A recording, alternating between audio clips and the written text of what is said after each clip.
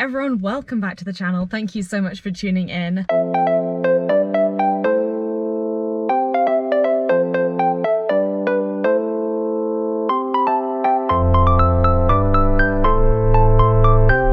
This week I'm going for, well, the first long run that I've vlogged in a very long time. This one is actually 14 kilometers, so I definitely would consider this a long run. And I'm wearing a pack as well, which means it must be long. It's also quite hot today, so gotta prepare. And also I am trying to get back into getting used to eating and drinking things on runs, because it's a habit that I have got out of since stopping doing ultra marathons, and even my marathon training didn't involve it very much. So yeah, that is it. 14 kilometers today, and I've been putting off all morning because I don't know about you guys, but every time the Olympics is on, I am glued to the TV. I'm just completely obsessed with it. Like, whatever the sport is, I'm like, I must sit here and watch all of this. And then suddenly within 30 seconds I'm an expert on this sport, and I'm like, yeah, no, I think this person should win, no, I think that person should win.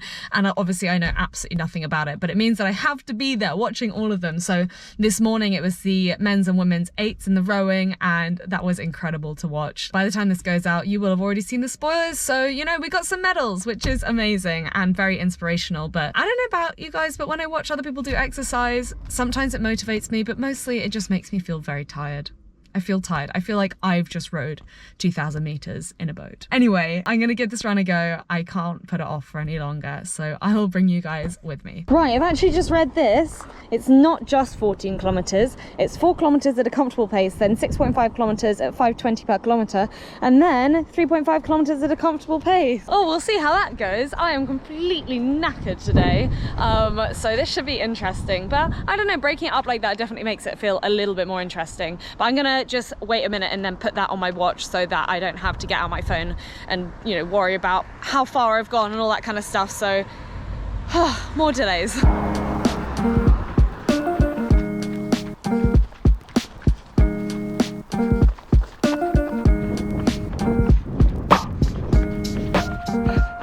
today I've come to the Avon towpath, the river path along the Avon, which is so perfect for this sort of thing because it's not as boring as going on the Portway, which is the other side of the river and goes along the road, but for a trail route, or relatively traily, it is pretty much flat, and one of very, very few flat trail routes in Bristol, most of which are along the river.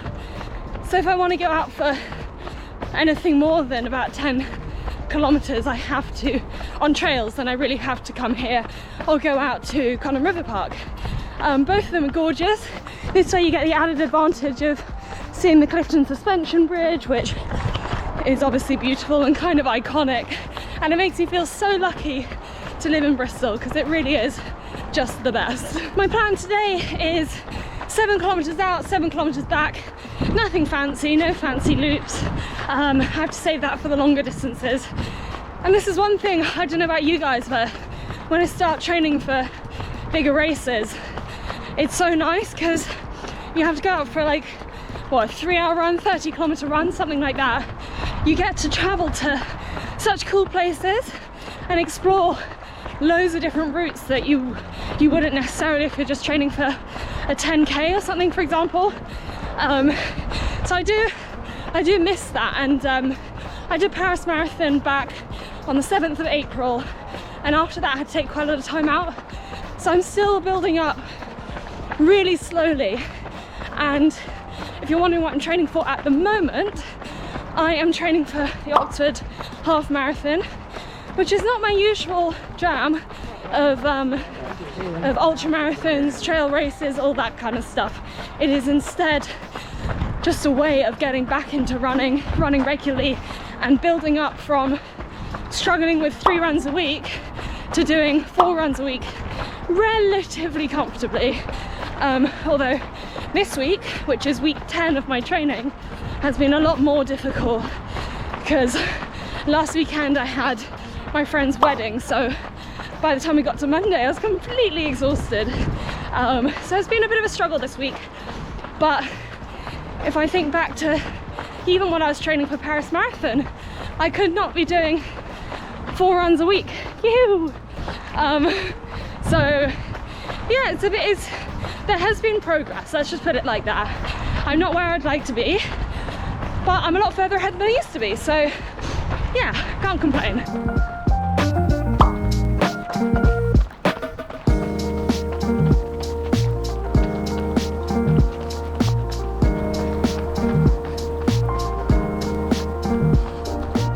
Someone has a teal lookalike.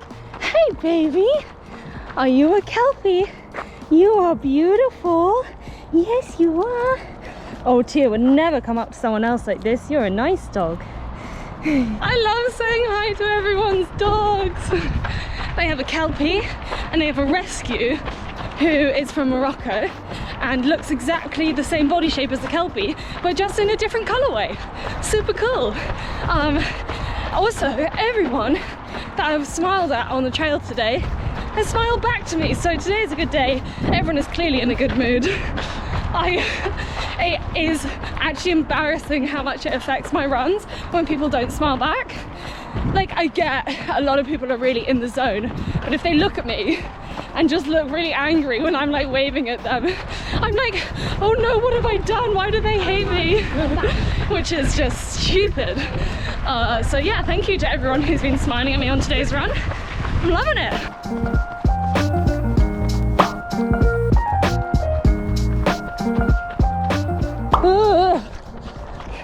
Apparently I'm supposed to run 6.5 kilometers at 5:20. Watch me fail. Can't wait.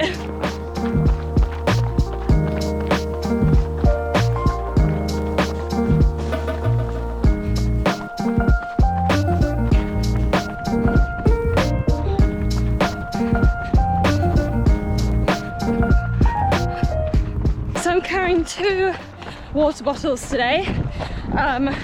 Probably about 400 ml in each, which maybe is overkill, but at Love Trails Festival I went to a talk by my friend Amy, aka the Marathon Medic, and she was speaking about how the difference between dehydration from lack of water and not having enough salt. And I thought I was super aware of this, you know, like I've done a lot of research into it, find nutrition super interesting. However, she said that in ultra marathons, not weeing is often not a sign of not enough water but not enough electrolytes. And this is embarrassing to admit, but I've done so many ultras where I have not weed once during them. I would say most of them, albeit they're only 50Ks, but most of them I've not gone to the bathroom or just gone to the bathroom once. And I've always thought that was due to being slightly dehydrated, which I can fix afterwards. But now I think it's probably down to lack of electrolytes. So it's something I'm going to work on, taking in more electrolytes. In these I've got Tailwind, so it's electrolytes plus carbohydrates and calories. So it's a little bit of everything. But I think with my Epstein-Barr virus, I think one of the most important things is, you know, if I am going to push my body, to treat it really well while I do that. You know, you can't expect your body to adapt properly to things unless you give it everything it needs to be able to do that. So that's the goal, and we'll see how it goes. The downside is that I may well need the loo on a shorter run. Maybe TMI, maybe not. These are all running problems that I'm sure we all deal with every now and again. And it's good to know the science behind it. Anyway, I am 1 kilometer into my faster running and dying.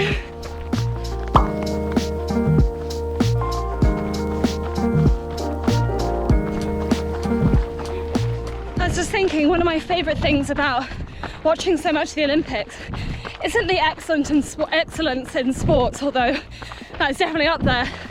Like, I love seeing what people can do, but I especially love hearing interviews with the athletes themselves, and not just talking about, you know, how hard they've trained, because inevitably they have, but also talking about all the struggles they've had.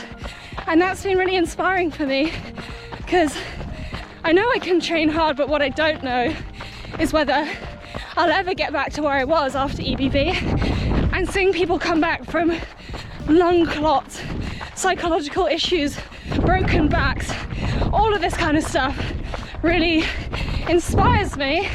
Thank you. Really inspires me and makes me think that maybe I can get back to where I was if I do everything right and just keep consistent. And that's really hopeful for me. So thank you to all the athletes sharing their stories, and not just their triumphs, but also their struggles. It helps a lot of people.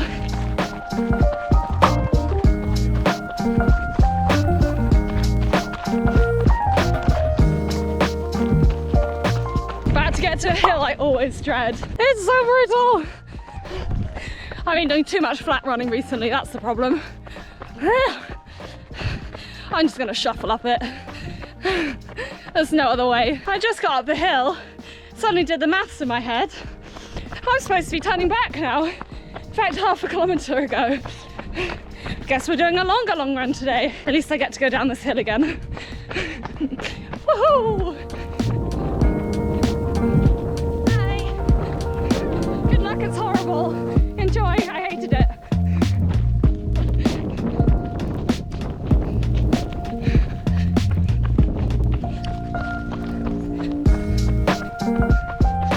On today's run, I'm trying these, which are from Active Roots. I've always loved using biodegradable packaging, but this is their new packaging and it isn't.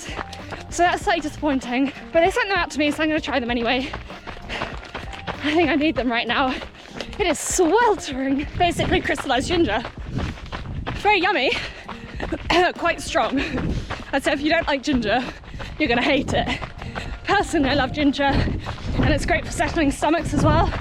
So, quite useful to have. I just wish they'd stay with compostable, because in my opinion, that's what set them above the rest. But maybe they still do for a lot of their stuff, I'm not 100% sure. Worth checking out though.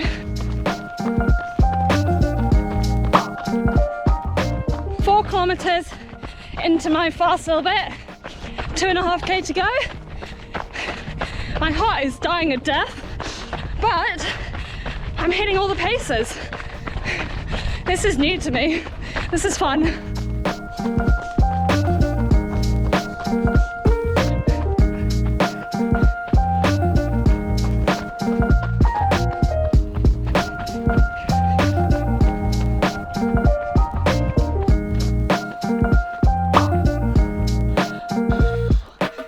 .5k done. Probably about 4.5 kilometers back now. It says run 3.5 kilometers at a comfortable pace. But at this stage, there is no comfortable pace to be running. I think the heat has got to me finally. I'm going a bit doolally. Well, let's get cracking, see what we can do.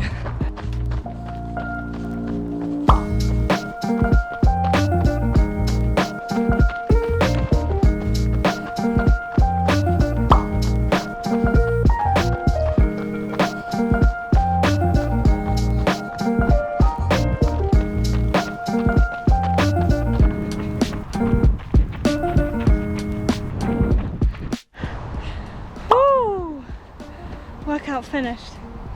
14 and a bit kilometers. I haven't made it back to the car yet, so I'm gonna have a little rest and then plod on back. Suspension bridge behind me. Clifton over there. Oh, that breeze is nice. That run was okay. I didn't find it as hard as I thought I was going to.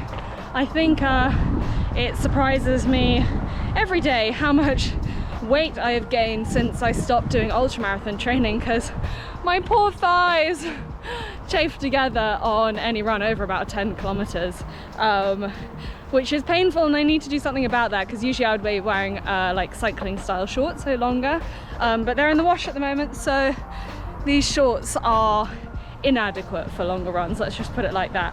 So that's a little bit painful, and because I don't weigh myself or you know, I try not to critique my body. It's not really why I run. I don't think about aesthetics at all.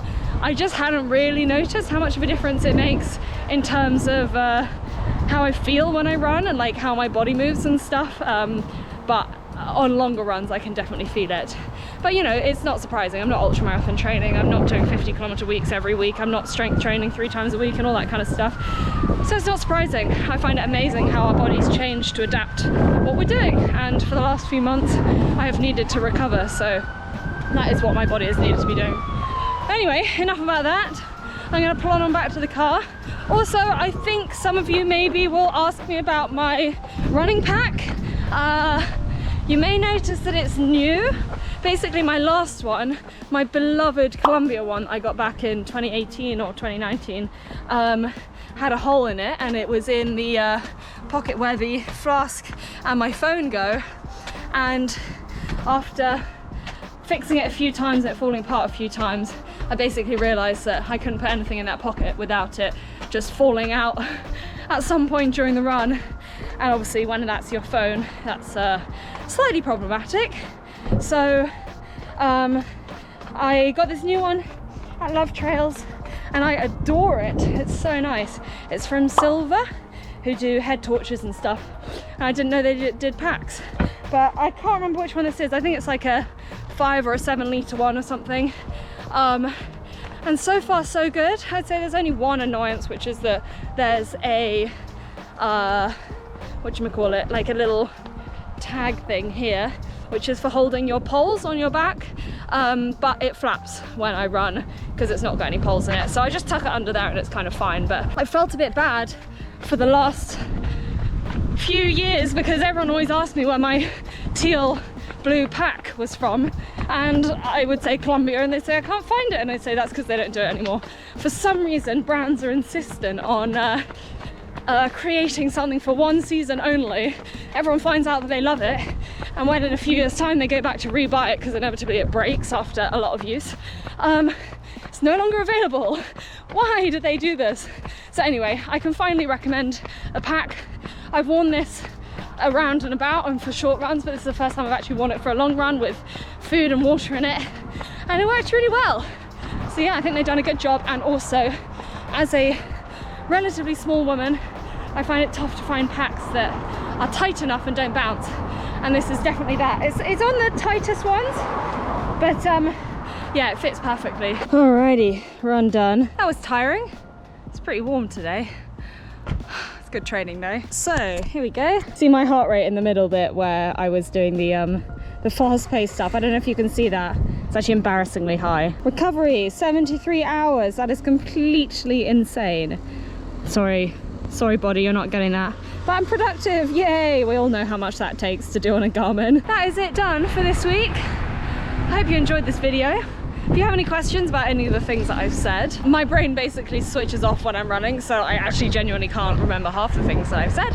But if you have any questions, just stick them down in the comments below. Also, let me know what you've been watching the Olympics, because I've been watching loads of it and I just want someone to talk to about all of it because it's just been so incredible. Very happy with that run. That takes me to 30 something kilometers for the week. I'm not 100% sure what, but that's pretty good, and definitely my biggest week of mileage since Paris marathon training, and like the latter half of Paris marathon training. It also takes me to 10 out of 20 weeks of half marathon training, which may sound like a very long training block, but that is because I left myself a very long time, because I knew that I was super busy and I wanted to allow for things to go wrong, to get ill, to whatever, and I wanted to give myself the best shot at raising my mileage slowly, because I know Paris took it out of me quite a lot because I left myself only quote unquote 16 weeks for that. So I'm leaving myself a little bit longer with this one, and I'm really enjoying it, and that is one of the benefits of the Runner app as well, which is what I do all my training programs on, and who I'm an ambassador for as well. And I just think that it's so good that you can literally make a training plan of whatever length. So if you are coming back from injury, or if you're training for a race that you maybe haven't trained for before and you want to give yourself an extra amount of time, you can either do a base training plan and then the race training plan of 16 weeks, or you can just set up your race plan to be like 20 weeks, 22 weeks, whatever it is. So I'm finding that really enjoyable, but that takes me to halfway through the training program, so fingers crossed for a whole lot more improvements within the next 10 weeks to take me all the way to Oxford, which will be my first ever half marathon race. Can you believe that? Literally like the last distance I'm ever going to do between 0 miles and 50 miles is going to be a half marathon. Anyway, that is it for this week's vlog. I hope you enjoyed it. If you did enjoy it, please do give it a thumbs up and hit the subscribe button, and I will be back with you next week with lots more running content. Thanks again for watching, and I'll see you next time. Bye!